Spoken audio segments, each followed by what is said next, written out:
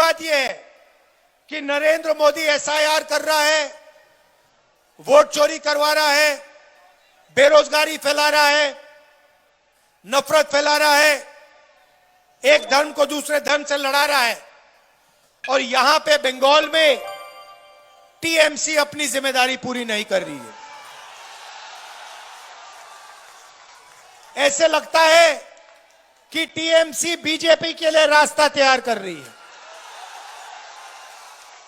TMC भी नफरत फैलाती है। टीएमसी ने भी आपकी सारी की सारी फैक्ट्रियां बंद करा दी। बेरोजगारी, बंगाल को बेरोजगारी में नंबर 1 बना दिया।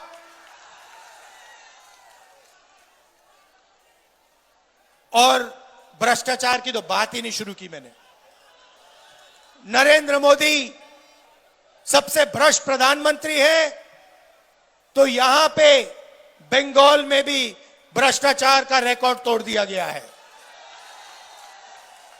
शारदा स्कैम, 17 लाख इन्वेस्टर्स का पैसा छीना, 1900 करोड़ रुपए उनके लिए उनको वापस नहीं दिए।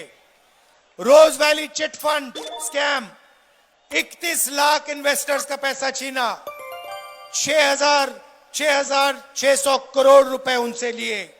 इलीगल माइनिंग, ट्रांसपोर्ट, झारखंड से कोयला और गुंडा टैक्स, ये टीएमसी की सच्चाई है भाइयों और बहनों।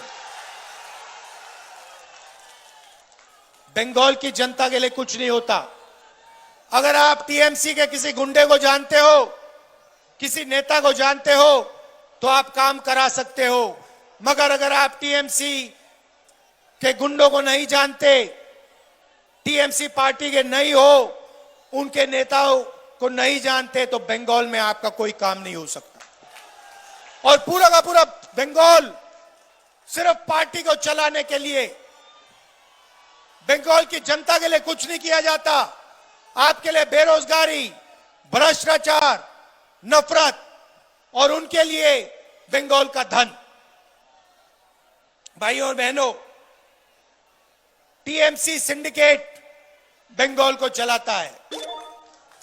यह बंगाल की सच्चाई है। आपके चीफ मिनिस्टर ने वायदा किया था कि मैं 5 लाख नए रोजगार दिलवाऊंगी। मिला आपको रोजगार?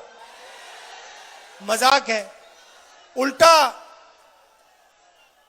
84 लाख युवाओं ने एम्प्लॉयमेंट अलाउंस के लिए एप्लीकेशन भरी है। एक तरफ ममता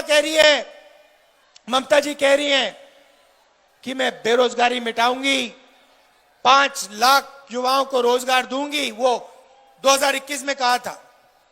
दूसरी तरफ 84 लाख बंगाली युवा अनएम्प्लॉयमेंट अलाउंस के लिए फॉर्म भर रहे हैं।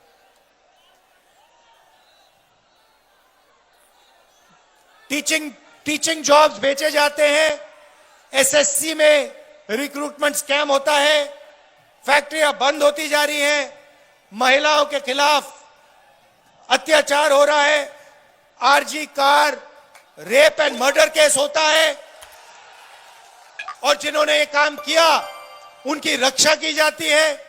बंगाल में कोई अकाउंटेबिलिटी नहीं है।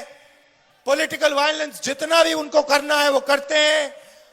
हमारे खिलाफ, कांग्रेस पार्टी के खिलाफ, हमारे तपन कुंडू को पुरुलिया में मारा गया, हमारे कार्यकर्ताओं को पीटा जाता है, मारा जाता है, और यहां पे पूरा डिक्टेटरशिप राज चल रहा है।